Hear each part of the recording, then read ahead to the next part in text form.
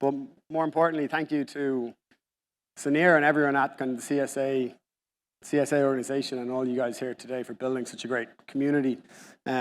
When I first entered the partnerships kind of ecosystem, I was researching online and trying to figure out how people operated and what works well within partnerships. And CSA was actually one of the first, and SaaS Connect was one of the first resources I came across, these videos online, that I found really useful in my kind of development and working through our partnerships. So I hope that I can provide some value to you guys here today and anyone else who's listening in the future, talking through my journey over the last 2 years in partnerships and how we've developed the partnerships team at Wayflyer to was actually really pivotal in some of our fundraising and as we scaled throughout the years, and I'll talk to that today.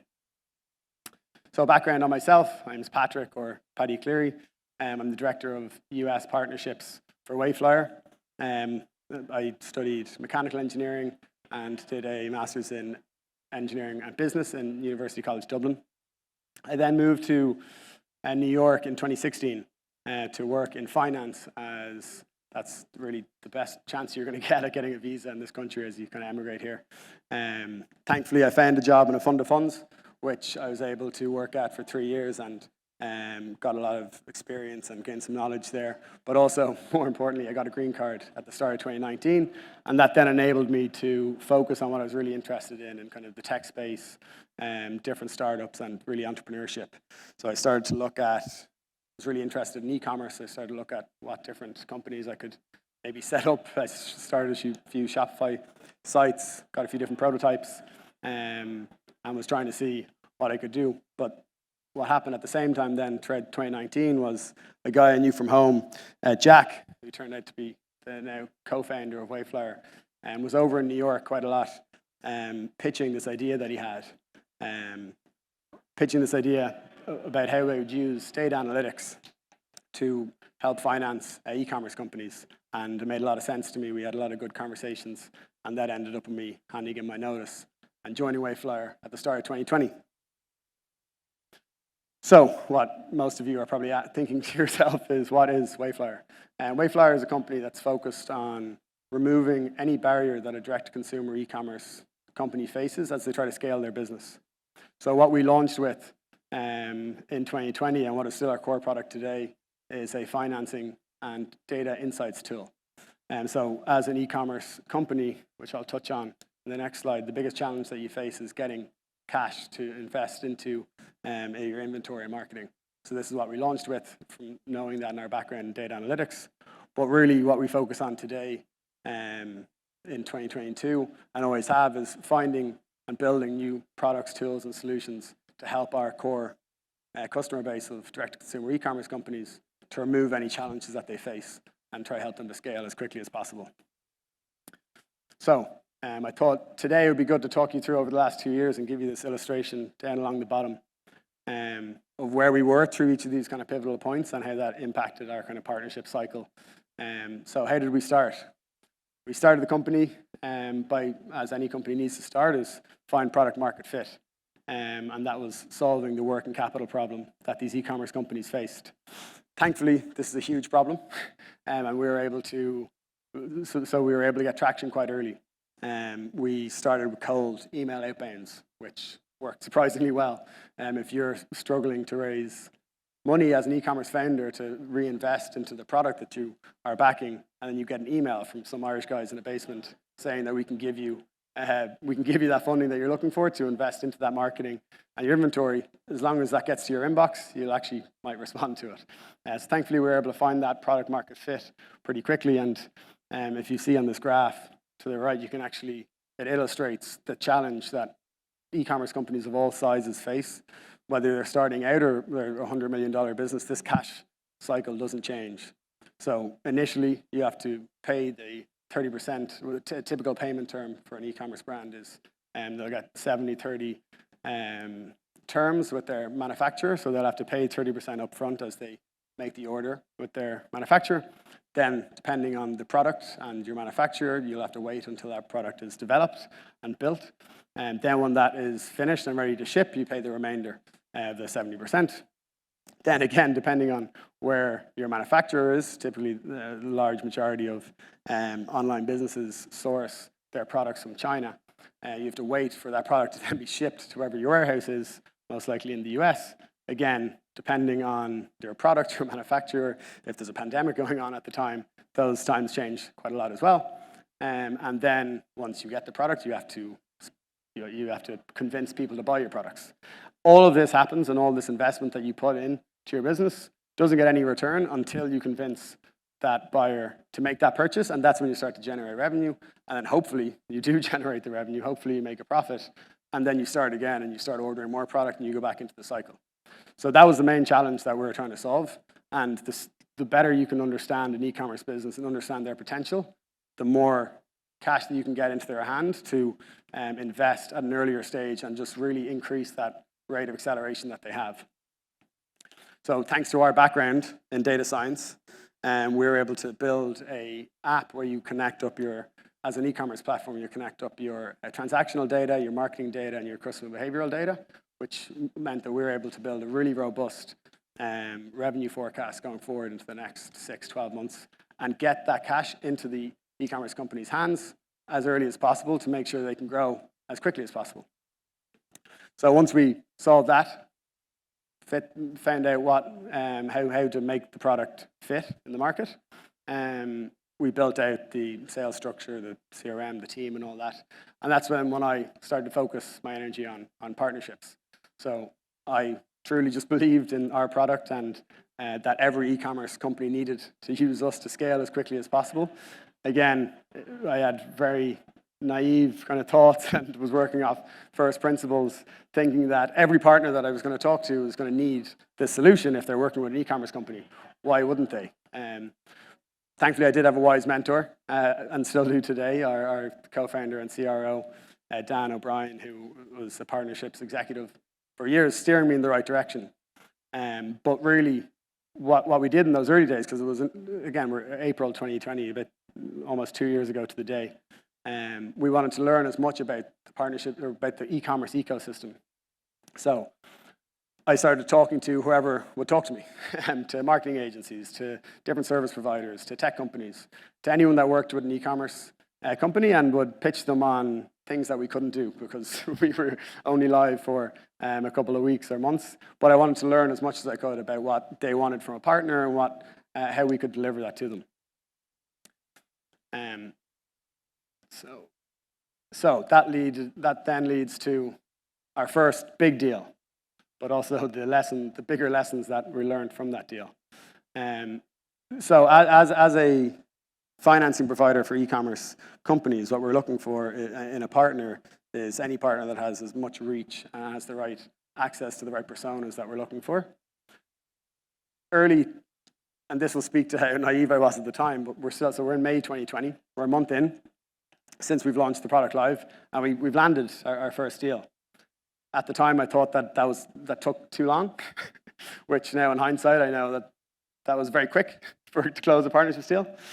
But this partner was on paper at the time, and how my thought process was working, was the ideal partner. They're an automated Google Ads platform that worked with over 20,000 e-commerce companies across Europe. So we thought that's fantastic. We're going to get access to these 20,000 merchants, and they have the right relationships because they're purchasing marketing through their platform. They wanted to work with us so we could provide financing to their customers to help them grow all their customers and spend more on their platform. We went to market through, so our go-to-market strategy was we built a landing page that we then embedded into their platform. We sent some different marketing campaigns out and went out in different emails. That's when we came across our first major lesson. As we got many signups, but none of them really converted into deals. And that's where you'd really need to understand your partner's customer profile, the relationship they have with their customer, and the engagement that they have. Because all the deals that we did come through, we realized that none of them were really big enough. The revenue was too small. They weren't the right customers that we were looking for. Which if we had have really gotten down into the granular detail of the partner, we could have maybe identified that a bit earlier. Side note is some partners may actually exaggerate on their numbers. It was certainly a lesson we learned early on. Also, as an automated ads platform, we should have been able to notice that these e-commerce businesses weren't that invested in what they were doing. They weren't even looking at the ads they were creating themselves and weren't investing much time and effort in themselves. So that meant that they had really poor engagement with their customers. So all in all, that partnership didn't go too well. But we took the learnings and we moved on. And around the same time, we were actually talking to another partner in the marketing space, so an advertising agency in LA, Hawk Media, who one of the biggest brand names and probably one of the best e-commerce marketing firms out there. We started talking with them in May. Ashley Scorpio is actually here today as head of their partnerships and is one of the biggest rock stars I think I've seen in the partner ecosystem. I'd certainly recommend reaching out to her if you haven't connected. But we started talking to them again, May of 2020, early on. We're a month live, and they're big names in the space. We're really excited to even be talking to them. They have existing relationships with longer standing competitors and companies that have been doing what we were trying to do for years. But they were looking for this exact solution. They were looking how to get financing into their e-commerce merchants to help them scale their business. And they wanted to put it under their brand name. So they wanted to make a white label, which was actually ideal for us at the time as well, because we're a month live. So one of the biggest challenges we had at the time was we didn't have a brand. Nobody knew who we were. Again, we're calling these companies from a basement in Ireland, telling them that we can solve the biggest pain point that they have, and they assumed that it was a scam, which I would have too. So we wanted to leverage the brand name of a well-established partner. So we really kind of spent as much resources as we could trying to get the deal, and we won it. I'll touch a bit more on how we won that in the next slide. But that then switched our focus to how we could scale out this white label kind of partnership idea and build a scalable product that we could then use in the future with larger companies that had bigger reaches and leverage their brand names. So that's exactly what we did. But it also meant that we came to our next major lesson, that go-to-market is everything. And I think Ashley will agree with me that as we had our head down and, well, many things at this stage in our life cycle as a company. We're very busy in our first few months. But also then building a product from scratch meant that there was a lot of things internally that we had to get sorted to get to this timeline of September 2020. And also understanding the time that you're trying to launch a partnership and what the macro kind of environment is there. If you know anything about e-commerce, you know that September, October, coming into Q4 is the busiest time for anyone in the space. So as we were coming to launch this white label partnership, and the main thing you need to do when going to market with a partnership is talking to all the relevant teams, giving them the lessons they need, giving them the materials they need, getting them all up to speed. So we needed to talk to the sales team, we needed to talk to the customer success team, we needed to talk to Ashley and her team and the partnerships team and get them all up to speed as we were trying to focus on getting this live. And as I'm sure Hawk were busy preparing, going through the busiest time in their year at the time because it's COVID and everyone's shifting to purchasing online, meant that in some of our lunch and learns only happened a week before launch. It meant that some of the teams within Hawk only heard about what Hawk Capital was a week before they were launching it. And inevitably that meant that the launch wasn't as successful as we would have liked it to go. But that kind of adds to the strength of building a white label. It meant that we weren't reliant on the launch because Hawk had invested their time into building something under their own brand, and we'd invested our kind of product resources and everything that we've stuck through it, and we're still partners today, and I've given out millions of dollars to e-commerce companies through this very partnership. Now, back to how could we win that partnership? Again, Hawk had existing relationships with partners that have been around and are much bigger than us for years before us. And it really comes down to the world-class team that we have. Aidan, our CEO and co-founder, it was his third data analytics company, a proven track record in building and scaling teams and achieving the tasks and executing very well. Coupled up with Jack, our other co-founder, who comes from a finance and venture capital background, meant that he really had the big ideas to go with Aidan's kind of execution and build the best product possible That meant once we got into the conversations with these partners and could show them, they could talk to this executive team, they could talk to everyone else, our head of engineering, our head of data science, whoever they talked to, and that we went through the back end and the product, it meant that it made my job very easy in winning that partnership. So it meant that not only, so it might look ridiculous that it was only a few months since we launched, but we actually had years of intellectual property. So again, Aidan's third, thanks to it being his third data analytics company, and his last company was actually where we took all the IP from. It's where we took a lot of the team and talent from, and meant that we had the best models in the space for understanding e-commerce companies, and everything we do was based off how we understand those companies. So again, getting in front of the partner teams, showing them those models about how we treat our customers and how we provide value to them was really what helped us to win those deals. After that as well, we were very flexible in how we wanted to partner, or how we want partners to tell us what they need and build a solution that they want. So Hawk were giving us all these different specifications about how they wanted to go to market with it, what they wanted it to look like, and we had the skills to be able to build anything from scratch, which certainly helped us along the way as well. But not only this, I think our mission to help e-commerce founders scale in every way that we can, which is still our mission today, and always will be, how focused we are on that kind of e-commerce customer, really resonated with Hawk at the time, but also resonates with any of the kind of partners that we talk to today. The fact that everything that we do is focused on helping our founders overcome any challenges that they face and scale their businesses typically means that we're going to be able to help their customers do better in their whatever service they're providing them for, and will mean more revenue for our partners. Now, challenges that we face then and now, I probably don't need to spend too much time on this slide, because from the different talks that I've gone through over the last 2 days, these are similar challenges that everyone throughout the partnerships ecosystem face, which is certainly refreshing for me to hear. It's not just my team that runs into these challenges, but certainly prioritizing resources. So let's just stay on the Hawk Capital white label.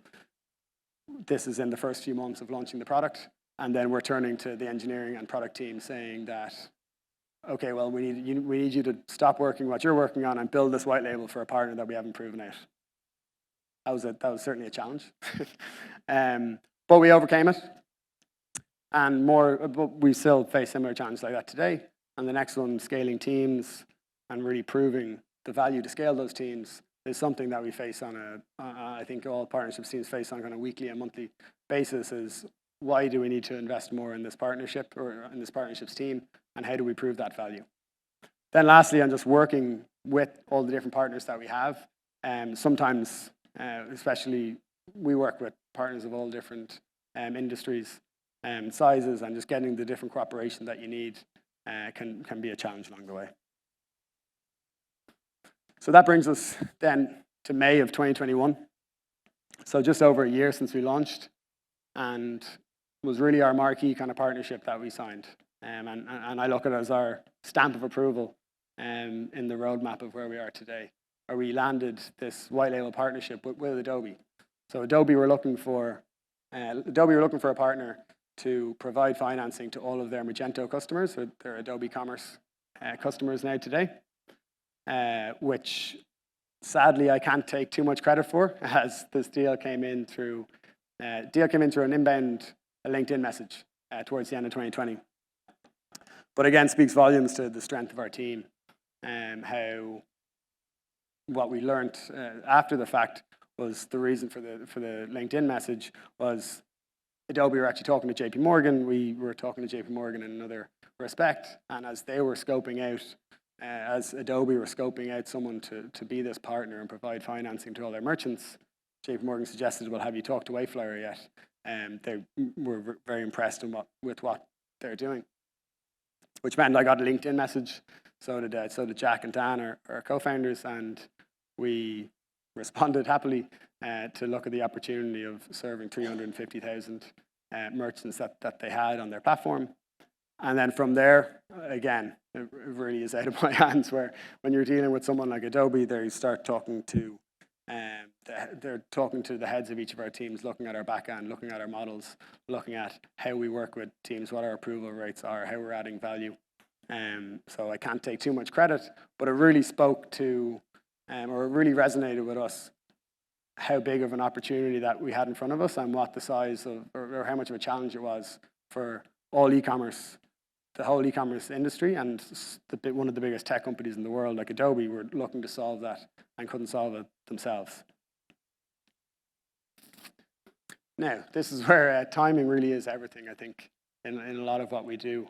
And thankfully, we were looking to do a Series A around the same time as we secured the deal with Adobe. That stamp of approval again. So we were able to go back to our investors and who are already interested in the kind of opportunity of providing financing to these e-commerce companies. And there's many different players, but we can speak to how Adobe just gone through an 18-month process. Again, companies like Adobe don't move very quickly. They went through an 18-month process of evaluating the market and choosing which solution was the best. And we were able to go back and say they've chosen to go with us. And that led us to raise what was a substantial amount of money for us at the time, certainly as an Irish tech company, to raise 76 million in equity for a Series A within just over a year from launch. It really helped us to double down on everything that we were doing. It helped us to build out the track record to go to more partners, to pitch the different ways that we could work with each of our partners to build more white labels like Sezzle, for example. So Sezzle is a buy now, pay later company that has, I'd say, 70 or 80,000 different direct-to-consumer merchants that they work with. They use them on their website to provide buy now, pay later to their consumers. I was actually talking to them for, I'd say, over a year before closing the deal. And thanks to the track record we then got from building it for Adobe and raising our Series A, meant that they were willing to work with us then. And we just had to focus on the go-to-market.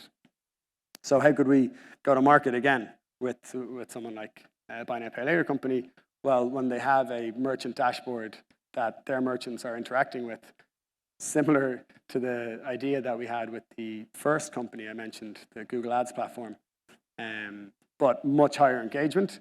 The reason for the higher engagement, and this is where we learned from our lesson of understand the dynamics of the partner that you're looking to work with. So if you're a merchant working with Sezzle, consumers are purchasing products through Sezzle, so you have to go into the merchant dashboard to see the sales that have happened. So on a daily basis, these brand owners, so the right personas that we want to get in front of as well, whoever is making the decision to take money from someone like Wayflyer is typically going to be the brand owner or the CFO or finance team. They're the exact persona that are logging in to their Sezzle merchant dashboard to see how many sales they've had through their buy now, pay later service. So we then built Sezzle Capital, sezzlecapital.com, designed it for them, and came up with the go-to-market strategy to embed it within their merchant dashboard, where, again, the right personas are in there every day, logging in, and they'll be brought to Sezzle Capital through the homepage as they log in, and that's when they apply straight into our flow. As you can see here, the same flow that they would if they came onto the Wayflyer page, it's just branded differently. This then allowed us to scale up our partnerships team. Thankfully, we now have a global head of partnerships based out of Dublin who manages the full team. I focus out of the US and have a team focus on each different channel that we have there. So that brings us to today and what we've achieved over the last 2 years. So now, fast forward after even the Series A, which I think is what Sunir really wanted me to talk about today, but we've now gone out and raised almost double that in our Series B. And as you can see our profile here, we work with we funded thousands of merchants, we have offices across the world, and we've actually given out, we consistently give out over $150 million on a monthly basis, and have over 500 employees, which is the craziest stat there for me. But also, if you see the key backers here, and these are some of the most well-respected VC funds in the fintech space. And JP Morgan, of course, also came in on our Series B. Not only did they invest equity-wise, but they also now give us our debt. So they give us a warehouse line, which means we have the lowest cost of capital that you can find from one of the largest companies in the world, which means that's our competitive advantage now. Any other funding provider that we have does not have access to any of the tier one banks, and can't get access to capital at the same rate that we have. So that means, what do we do as a partnerships team now? What is the focus since we've grown, since we've learned the lessons throughout the last 2 years? Thankfully, that we've been able to get more resource in our kind of headcount and in our team. We now focus. We have dedicated managers in each channel that we focus on. Strategic is what I focus on in the US, and then manage the team. We have managers focusing on referral partnerships and co-marketing partnerships, and then we break it down into each geo, which I think everyone here can agree. It's a pleasure to be able to finally have the resource to not have to prioritize and pick and choose which partnership to work on, but actually work on each different channel. But thank you. That's my story for today, and I hope that you're able to find some value from it. I'm happy to take any questions. Thanks a lot, Paddy. Questions? That's okay. Hey, Patty, thank you so much for sharing that journey, and an incredible journey it is for sure. As you expanded your partnership team dramatically over the course of the last couple of years, obviously Wayflyer has a global footprint. Are the people on your team globally located, or are they based in North America? And then follow-up question to that is, if they are globally located, what are some of the nuances in managing a global partnership team that you've seen that's critically important to their success? Yeah, of course. So each geo has their dedicated partnership team. So our core office in Dublin has our global head of partnerships, which looks over the whole kind of partnerships org chart. Manages. Then we have an EU director that looks over. So I'm the US director, looks over the US strategic partnerships, everything that happens in North America, referral and co-marketing. And then we have an EU director who looks over everything in Europe. And then we actually are trying to hire down in Australia at the moment, if you happen to know any good partnerships managers in Australia. So we just have our director of sales who kind of takes all that and then passes it back to us. But it's difficult to work those Australian hours. We used to do that at the start, but I'm trying to get more sleep these days. Okay. Any other questions? I have one for you. So today, do you offer credit primarily for resellers only, for e-commerce agents only in US or global? So say that again, sir. Today, you offer your services only for merchants in US or global? Globally, US, Canada, most countries across Europe, and then Australia, New Zealand.